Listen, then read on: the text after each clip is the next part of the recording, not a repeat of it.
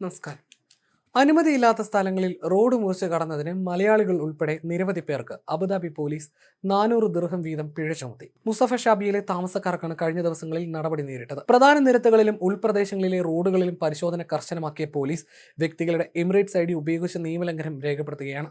ഒരു മാസത്തിനകം പിഴ അടയ്ക്കാത്തവർക്ക് ഓരോ ദിവസവും 10 ദിർഹം അധികമായി ഈടാക്കും. തൊട്ടടുത്ത കടയിൽ സാധനം വാങ്ങാൻ റോഡ് മുറിച്ച് കടന്നവർക്കും പിഴ ചുമത്തി. ഷാബിയെ 10 ഒരു കെട്ടിടത്തിലെ വാച്ച്മാന് 6 മാസത്തിനിടെ 6 തവണയാണ് പിഴ ലഭിച്ചത്.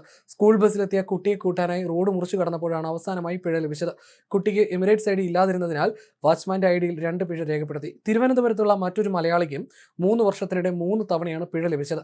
സായാഹ്ന സവാരിക്കിറങ്ങിയ മലപ്പുറം സ്വദേശിയെയും ഭാര്യയും റോഡ് മുറിച്ചു കടക്കുന്നതിനിടെ പോലീസ് പിടികൂടി. എമിറേറ്റ്സ് ID പുതുക്കാൻ അപേക്ഷിച്ചപ്പോഴാണ് 1.5 വർഷം മുൻപ് ലഭിച്ച 800 ദിർഹം പിഴയും 320 ദിർഹം ഫൈനും ചേർത്താകെ 1120 ദിർഹം അടയ്ക്കേണ്ടി വന്നത്. പിഴ ലഭിച്ചാൽ ഉടൻ അടയ്ക്കുന്നതാണ് ഉചിതമെന്ന് ഇവർ അനുഭവത്തിലൂടെ പറയുന്നു. നിയമം പാലിക്കാൻ തയ്യാറാണെങ്കിലും മതിയായ സീബ്ര ക്രോസുകൾ ഇല്ലാത്തത് യാത്രക്കാർക്ക് ബുദ്ധിമുട്ടുണ്ടാക്കുന്നതായി പിഴ ഒടുക്കിയവർ പറയുന്നു. അതേസമയം സീബ്ര ക്രോസുകളിൽ കാൽനട യാത്രക്കാർക്ക് മുൻഗണന നൽകാത്ത വാഹന ഡ്രൈവർമാർക്കെതിരെ ശക്തമായ നടപടികൾ സ്വീകരിച്ചു വരികയാണ്.